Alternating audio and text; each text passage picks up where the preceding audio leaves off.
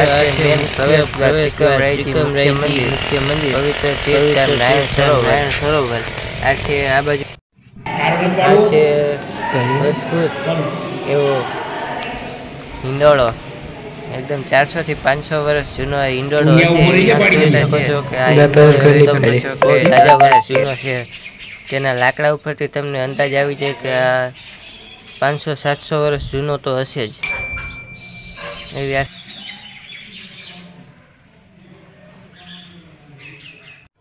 આ છે પવિત્ર નારાયણ સરોવર તમને દૂરથી દેખાઈ રહ્યું છે હાલ આપણે સૌથી ઊંચું જે દિવાલ છે સૌથી ઊંચી ત્યાં આવીને મંદિરના દર્શન કરીને કરી રહ્યા છીએ સરોવર આપ જોઈ શકો છો કે આ મુખ્ય મંદિર પણ તિકમરાયજી દ્વારા આવી રહ્યું છે અને સામે આવેલું ઘણા બધા મંદિરો છે આ જગ્યા ઉપરથી હું તમને તિકમરાયજીના મંદિરે દર્શન કરવા આપને નજરે આવી રહ્યું છે દર્શન કરી લીધા એકદમ જોરદાર તિકમરાયજીના 400 વર્ષ જૂનું છે અને પછી આપણે આવી ગયા નારાયણ સરોવર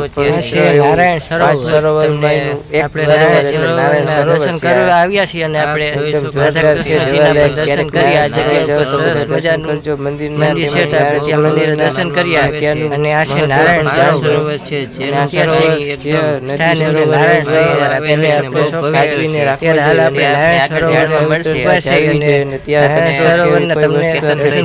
આવ્યો છો તો આપણે માન્યતા કરી રહ્યા છીએ અને વિડીયો શેર કરજો મહત્વ રહેલું છે તે આપણે જાળવી જોઈએ અને આ પવિત્ર અત્યારે આપણે નારાયણ સરોવર આવ્યા છીએ બતાવીશ આજે પહેલું સરોવર એટલે કે નારાયણ સરોવર બતાવવાનું તમને જઈ રહ્યો છું બહુ વિશાળ છે આપ જોઈ શકો છો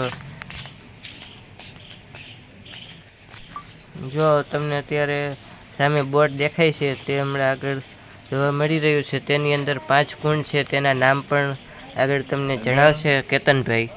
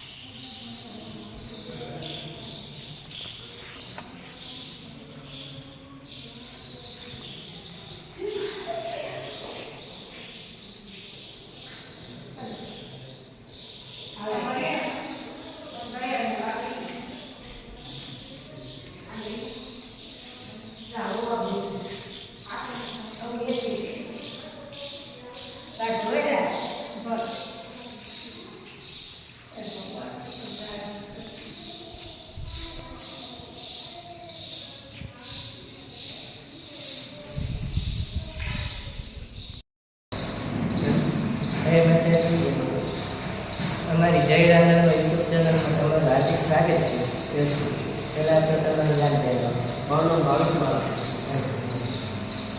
તમે નારાયણ સરોવરની માહિતી આપો તો આપણા ભારતની અંદર પવિત્ર 5 સરોવર ગણે ચંપા સરોવર છે બિંદુ સરોવર છે માનવ સરોવર છે પુષ્કર સરોવર છે અને અહીંયા નારાયણ સરોવર ભગવાન વિષ્ણુજીના જમણા પગ બંધામાંથી જળની ઉત્પત્તિ થઈ છે એના સરોવર પડ્યું છે અને એનું નામ નારાયણ સરોવર આપણા ગ્રંથોમાં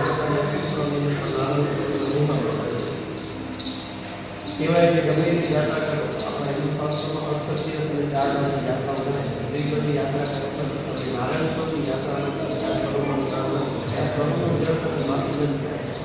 એવી બધી યાત્રા કરવી એવું સ્થાનનું ચાલો ઈચ્છાની અહીંયા સમુદ્ર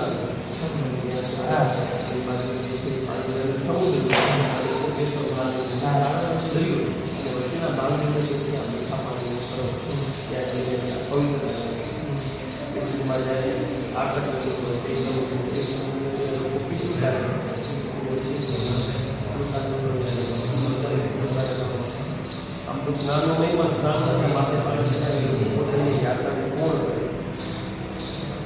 કથામાં લખ્યું છે કે દક્ષ પ્રજાપતિએ 10,000 પુત્રો ઉત્પન્ન કર્યા અને એમની આજ્ઞા કરી કે તમે નારાયણ સરોવર રાજ પ્રજાપતિ તપસ્યા અને મનુષ્યની ઉત્પત્તિ તો 10,000 તમે તપસ્યા કરી અને મનુષ્યની ઉત્પત્તિ કરી એનું પણ વર્ણન ભાગવતની અંદર મનુષ્યની ઉત્પત્તિ નારાયણ સરોવરના વિશે એનો દૃષ્ટાંત ભાગવત અવશ્ય પ્રવર્તન આવે વિશેષમાં મનુષ્ય જ્યાં ઉત્પત્તિ થઈ ત્યાં મનુષ્યને મોક્ષ સ્થાન આપ્યું વિશેષમાં મંદિર વિશે માહિતી આપો આ મંદિરો 400 વર્ષ જૂના કહેવાય છે રાજા રજવાડાના સમયે કચ્છના મહારાણી પશ્ચિમમાં દ્વારિકા ગયા ત્યાં જોયું તેના કે જેવું દ્વારકાનું મંદિર છે મારા કચ્છમાં પણ હોય છે હવે સંકલ્પ કર્યો હું પણ દ્વારકાનું મંદિર મારા કચ્છનું બંધાન તેમણે એક દ્વારકાથી ભૂમિ પડ્યું તો ભૂમિ કહેવાય એમ કચ્છ માટે નારાયણ સરોવરનો તીર્થ ભૂમિ એમને આ જગ્યા પર સમજાવ્યું અને 400 વર્ષ પહેલાં દ્વારકાથી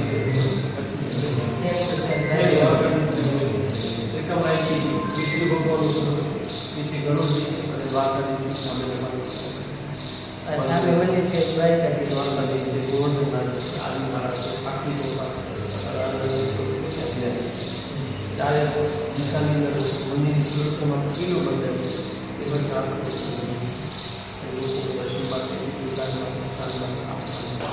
વિશેષ સ્થાન આ જગ્યા ઉપર આવો તો આપણે કઈ જગ્યાએ ધ્યાન મેન તો ભુજ સ્ટેશન પછી ભુજથી માતાનો કેટલા કિલોમીટર થાય ભુજથી 150 કિલોમીટર અંતરે આવેલું છે નારાયણ સરોવર. આપણે ગુજરાતી પાસેથી માહિતી લીધી કે આ જગ્યા કેવી રીતે અને કેટલા વર્ષ પહેલાંની છે. ઘણા વર્ષો પહેલાં નામ સાંભળેલું હતું કે નારાયણ સરોવર નામનું કંઈક મંદિર અને સરોવર છે. આજે દર્શન થઈ ગયા.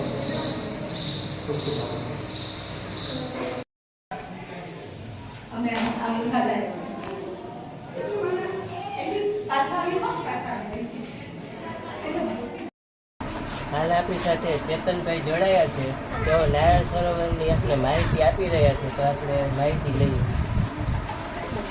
ભારતમાં સરોવર છે ચાર સરોવર છે ભારતમાં. પંપા સરોવર, બિંદુ સરોવર, માન સરોવર ને આ નારાયણે ભગવાને પોતાના માનસ પુત્ર સાથે 4,000 વર્ષ સુધી તપ 4,000 વર્ષ સુધી એના માનસ પુત્રોએ તપ કર્યો.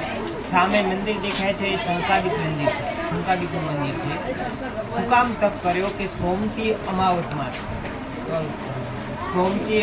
માટે ઋષિમુનિએ તપ કર્યો. શંકાદિક ઋષિએ કે જે 4,000 વર્ષ પછી ભગવાન એના ઉપર વિષ્ણુ ભગવાન એના ઉપર પ્રસન્ન થયા. ત્યાં ભગવાન વિષ્ણુ ભગવાન એના ઉપર પ્રસન્ન થયા કે વરદાન માંગો કે આજે અમને અમારા પિતૃ માટે તર્પણ વિધિ કરવા માટે અમને પાણી જોઈએ છે. ભગવાન કે હું તમને પાણી આપીશ. હું તમને તમારા પિતૃ માટે હું આપીશ. અને ભગવાનનો રાઈટ આગળ તો સરોવરમાં ટચ કર્યો તે ચારેય બાજુ સમુદ્ર છે. ચારે બાજુ સમુદ્ર છે.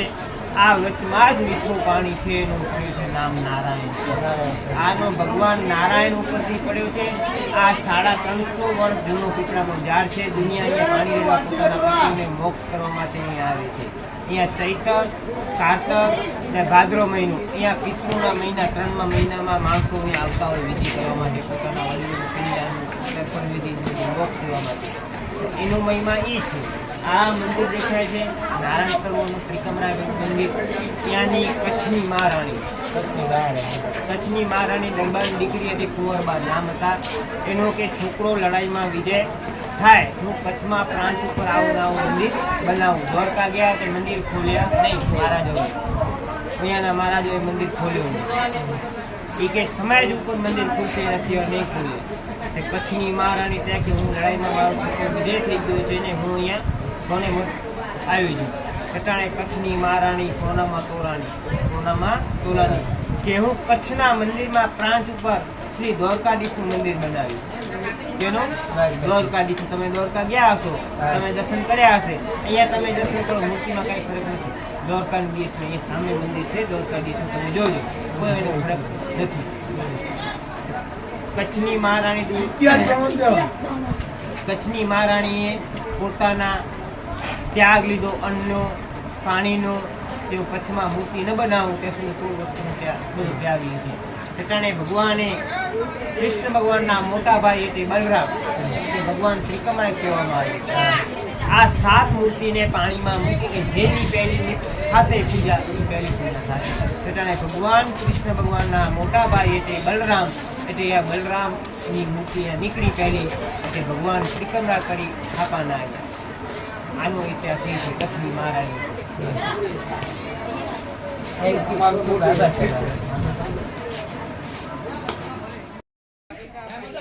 આપ જે અત્યારે પીપળો જોઈ રહ્યા છો તે 350 વર્ષ જૂનો પીપળો છે. હાલ આપણે તે પીપળાના દર્શન કરી રહ્યા છીએ.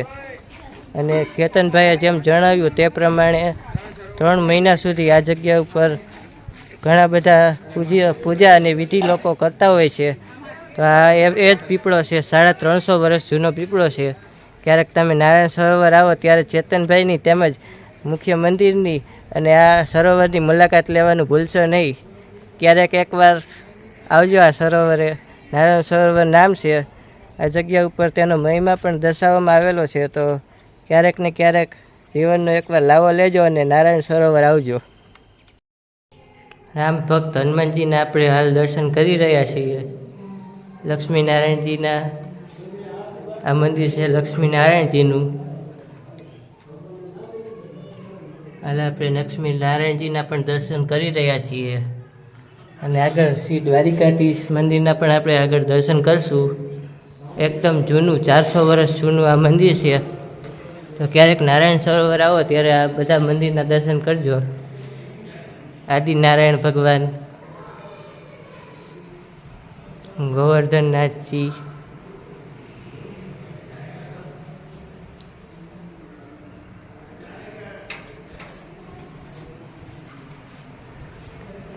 દ્વારિકાધીશ મંદિર,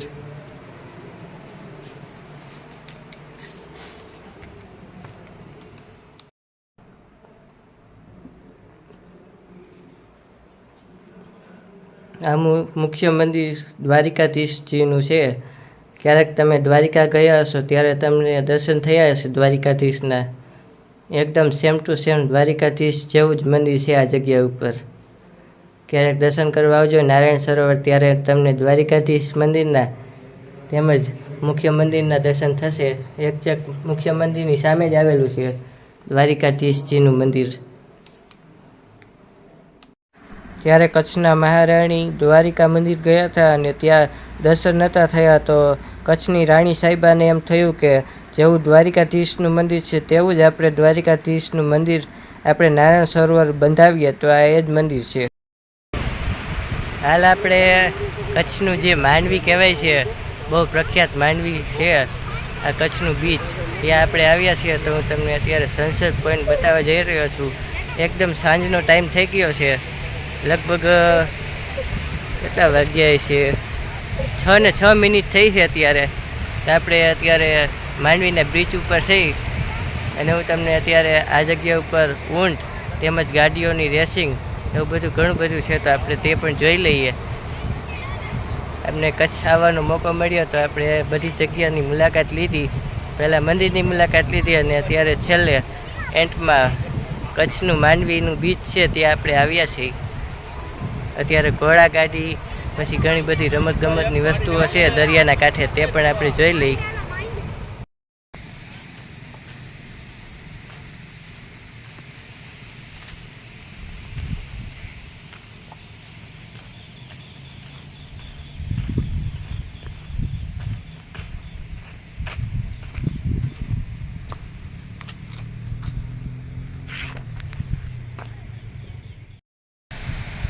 જ્યારે તમે કચ્છ માંડવી આવો ને ત્યારે સાંજના સમયે આવો એટલે એકદમ જોરદાર નેચરલ વાતાવરણ હોય તો તમને જવાની પણ ખૂબ જ મજા આવે. આપણે દરિયાના કાંઠે જ છીએ એટલે હું તમને સનસેટ પોઈન્ટ અત્યારે બતાવું છું. એકદમ સૂર્યનારાયણ દેવતા એકદમ જમીનની અંદર જતા હોય એવો આપણને અનુભવ થતો હોય છે આ જગ્યા ઉપર આવીને. સરસ મજાના ફોટા પણ અત્યારે બધા પાડાઈ ગયા છે. એકદમ જોરદાર બધા આ જગ્યા ઉપર આવ્યા છે બીચ ઉપર. આપણે પણ અત્યારે આવ્યા છીએ, ઘણી બધી જગ્યા ફરી લીધી અને અત્યારે આપણે આ બાજુ આવ્યા, કાંઠે કાંઠે આવ્યા છીએ.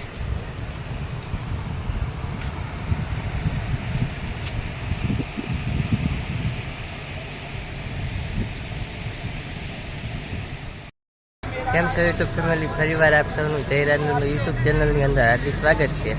આજે આપણે સાળંગપુર આવ્યા છીએ તો કષ્ટભંજન દેવના તેમજ કિંગ ઓફ સાળંગપુરના અદ્ભુત દર્શન કરવાના છીએ. તો આપણે કષ્ટભંજન દેવના દર્શન કરી લઈએ. ચાલો સાથે મળીને કષ્ટભંજન દેવના દર્શન કરીએ તેમજ તમામ મંદિરની માહિતી લઈએ.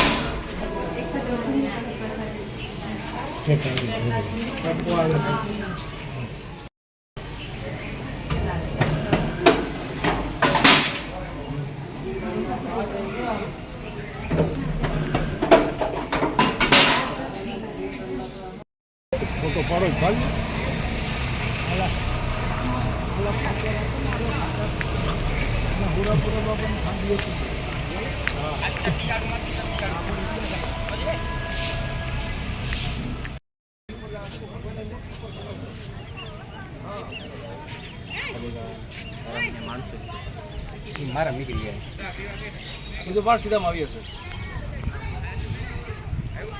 ખુલ્લી રાખજો આખો બાર.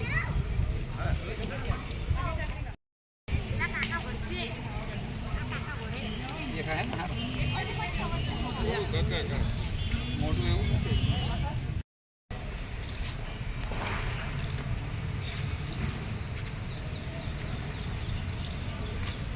હાલ આપણે કિંગ ઓફ સાળંગપુરના દર્શન કરી રહ્યા છીએ.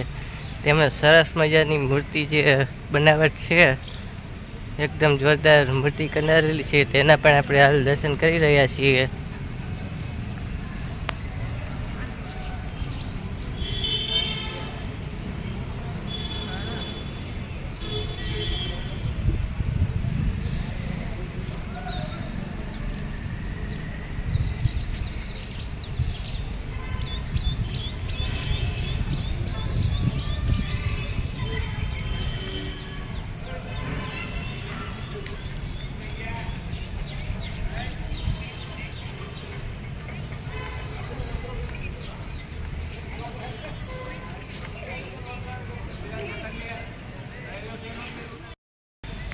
આ બાજુ મુખ્ય મંદિર કષ્ટભંજન દેવનું છે અને તેની સામે જ છે શ્રી કિંગ ઓફ સાળંગપુર.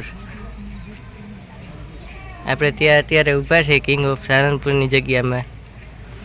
ખૂબ જ સરસ મૂર્તિ છે, જોવાલાયક છે. ક્યારેક આવજો સાળંગપુર અને દર્શન કરજો કિંગ ઓફ સાળંગપુરના તેમજ કષ્ટભંજન દેવના.